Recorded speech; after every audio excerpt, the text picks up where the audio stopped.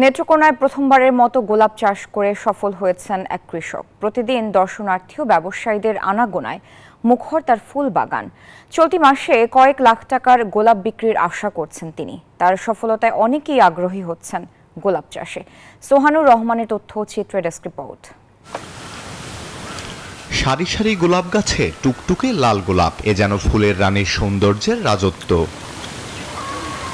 নেত্রকোনার কৃষক জামাল উদ্দিন অন্যের জমি বন্ধক নিয়ে মাত্র ৪৫ শতক জায়গায় প্রথমবারের মতো গোলাপ ফুলের চাষ শুরু করেন। বছরে প্রায় ৪ লাখ টাকার ফুল বিক্রি করেছেন তিনি। ৭-৮ লাখ টাকার মতো আমার খরচ হয়েছে। আলহামদুলিল্লাহ প্রতি বছর আপনার ৩ থেকে ৪ লক্ষ টাকার মতো করতে পারতেছি।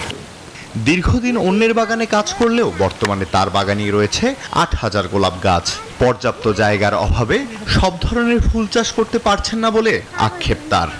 কিন্তু নিজস্ব জমি না থাকার কারণে অর্থ তেমন নাই, যার ফলে করতে পারতেছি না। তো আশা করতেছি যদি একটু সহযোগিতা পাই কারো কাছ থেকে, চিন্তা ভাবনা আছে এর চাইতে বড় একটা কিছু করার। গোলাপের সৌন্দর্য উপভোগ করতে প্রতিদিনই বাগানে আসেন দর্শনার্থীরা। গ্রামবাসীদেরও ভালো লাগে, অনেক দূর দূরান্ত থেকে মানুষ ঘুরতে আসে এই জায়গায়। আমাদেরও মানে ঘোরার একটা সুন্দর একটা জায়গা, এই জায়গাটা দেখতে আসে, নিতে আসে, আমরা বিক্রি করে কিছু টাকা পাই।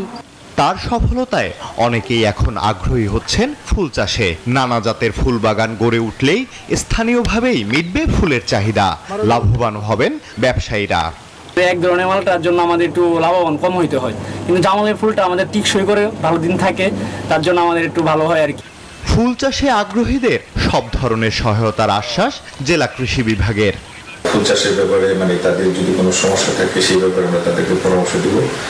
আর যেহেতু জামাল উদ্দিন যে কৃষক আছেন, উনি যেহেতু এই ফুলের বাগানটি করেছেন, আমরা তার এখানে কৃষি বিভাগের পক্ষ থেকে তার একটা পরিদর্শন করে যে ধরনের পরামর্শ তাকে দেওয়ার প্রয়োজন আমরা সেই পরামর্শ দিয়ে তার সহযোগিতা করব। বাজারে প্রতিটি গোলাপ ৩০ থেকে ৪০ টাকায় বিক্রি হলেও বাগান থেকে বিক্রি হচ্ছে ১০ থেকে ১৫ টাকায়। Desk report, news 24।